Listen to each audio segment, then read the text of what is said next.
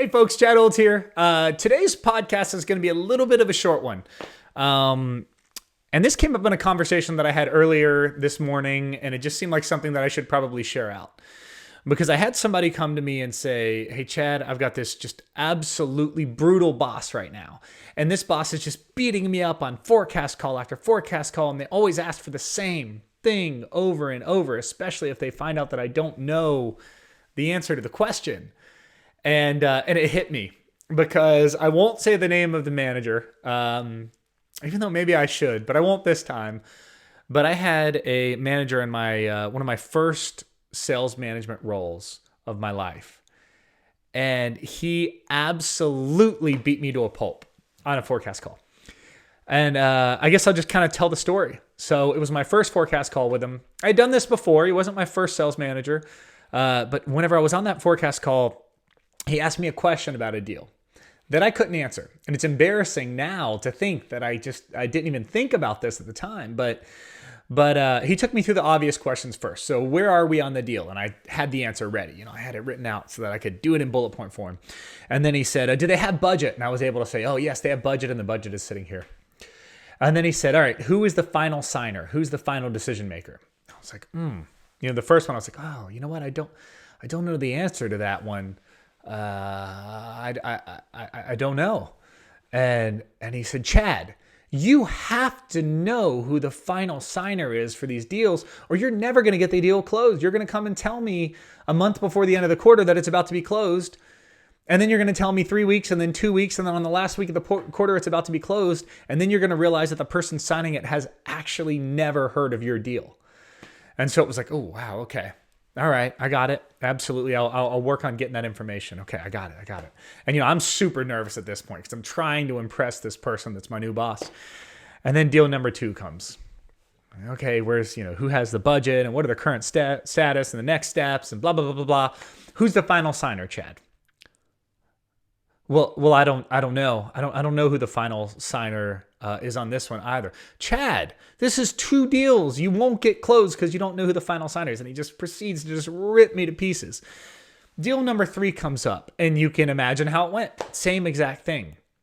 And by this point, I'm thinking, man, this guy's being mean. He is just beating me to death. Doesn't he know that I don't know who the final signers are on these? I didn't ask my reps that. This is the first forecast call, and I'm still learning the deals myself. So, after 3, maybe 4 of these things happened, it kind of clicked. And I said, all right, so the budget is held here in this division, and these are the next steps. This is the current state. This is why I think it'll close at this time. And I don't know who the final signer is, but I will know that after my meeting at noon tomorrow. And he said, okay, all right, let's talk about this deal.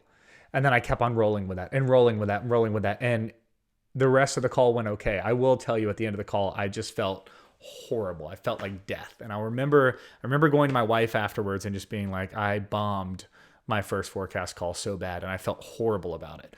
But I went to a couple of my mentors and they said, yeah, Chad, recognize the thing that you don't know in the forecast and then hit it before they can say it as soon as they start telling you that.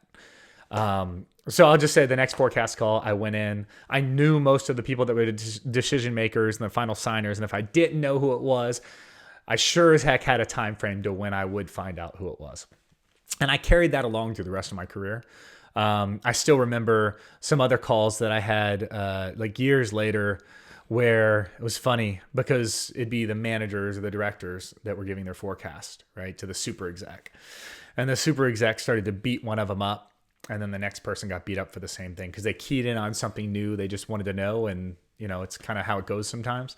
And by the time it got to me, instead of letting them beat me up, I'd just jump right in front of it on every deal. Most people were like, oh, I hope he doesn't ask me that question. I hope he doesn't ask me. And then he asked him and boom, they get hit. For me, it was, I don't know so-and-so and such about the deal, but I am going to be figuring that out on this call. And I'll never forget one of the execs said, man, Chad, you stole my thunder there. I was trying to make a point about everybody knowing this stuff, and you stole my thunder. But it's worked out well for me. So how do you get through the worst forecast call of your life? Start to recognize very quickly what they're going to key in on. Unfortunately, if you're the first person, on the forecast call, you can't do anything about it. If it's just a one-on-one, you can't do anything about it. But as soon as you recognize they're going to start beating you up about this thing over here, make sure that you address that thing every single chance you get before they can address that thing. So with that, I'm going to go ahead and end this one today. I really appreciate the listener requests that are coming in. I've started to record a number of them, and you'll be seeing them coming out here shortly. This was a request. So if you like, you share, especially the shares and the comments, they do help these get out to more and more people. And I'm hoping that we can start to help more people as we go. So with that, I'll end it, and good selling, and let's go crush it.